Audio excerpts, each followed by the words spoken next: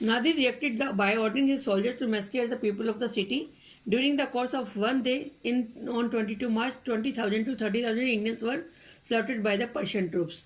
और नादिर शाह के रिएक्शन के बारे में जो था उसके सोल्जर्स ने एक मस्कर कहते हैं जब बड़ी मात्रा में मारा जाता है लोगों को, तो उसके लोगों ने शहर में दंगा इस तरह का मचा दिया कि 22 मार्च को उसने 20,000 से 30,000 इंडियंस को एक ही दिन में जो पर्शिया के सैनिक थे उन्होंने मार दिया.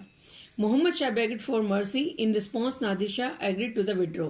तब मोहम्मद शाह ने इसके लिए माफ़ी मांगी और जो नादिर शाह था वो एग्री हो गया विड्रॉ वापस जाने के लिए. पर मोहम्मद शाह से उसने कुछ शर्तें रखी. Hand over the keys of his royal treasury, कि अपने खजाने की चाबियां दे दे.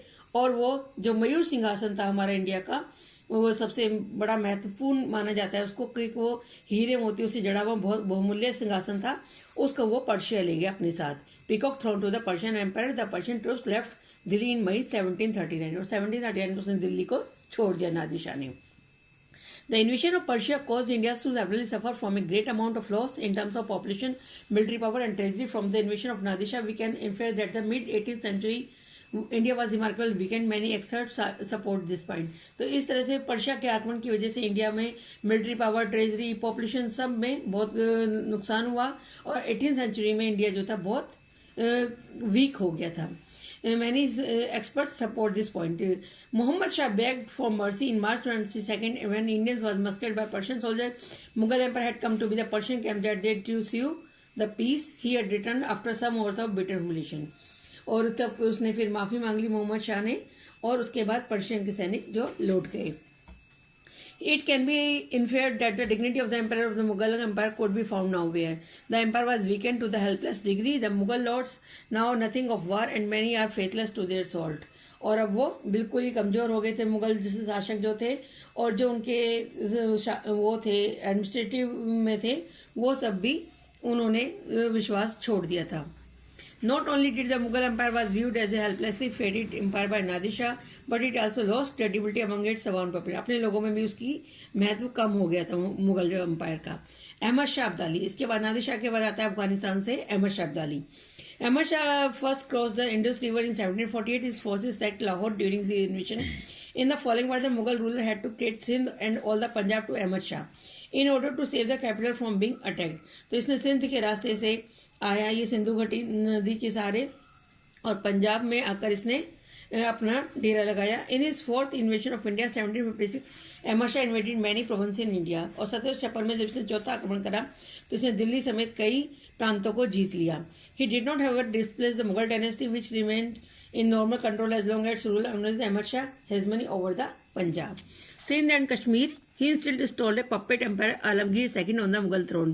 और मुगल साम्राज्य उस समय बिल्कुल कमजोर हो चुका था. इसने सिंध, कश्मीर, पंजाब, दिल्ली सब पर अपना शासन स्थापित कर दिया और यहाँ पर एक कठपुतली राजा की तरह एक मुगल शासक बैठा हुआ था, Alamgir II. He married the daughter of the Mughal Emperor Muhammad Shah. In 1757, Ahmad Shah captured Amritsar and sacked the Golden Temple. और उसने पहले मुगल एम्पायर मोहम्मद शाह की बेटी से शादी की. उसके बाद 1757 में उसने अमृतसर को भी कैप्चर कर लिया और गोल्डन टेम्पल जो था उसको तक उस पर अपना अधिकार जमा लिया. Initiating the long lasting hostility between the Sikh and Afghan. और जिसकी वजह से सिख और अफगान के बीच में लंबे समय तक आक्रमण चलता रहा, युद्ध चलता रहा. End of the medieval period. इसका मेडिवल पीरियड खत्म होता है.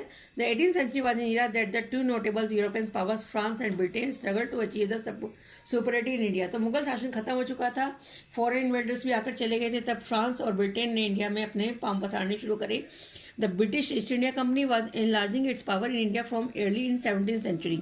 It gained A number of the trading post and succeed in trade.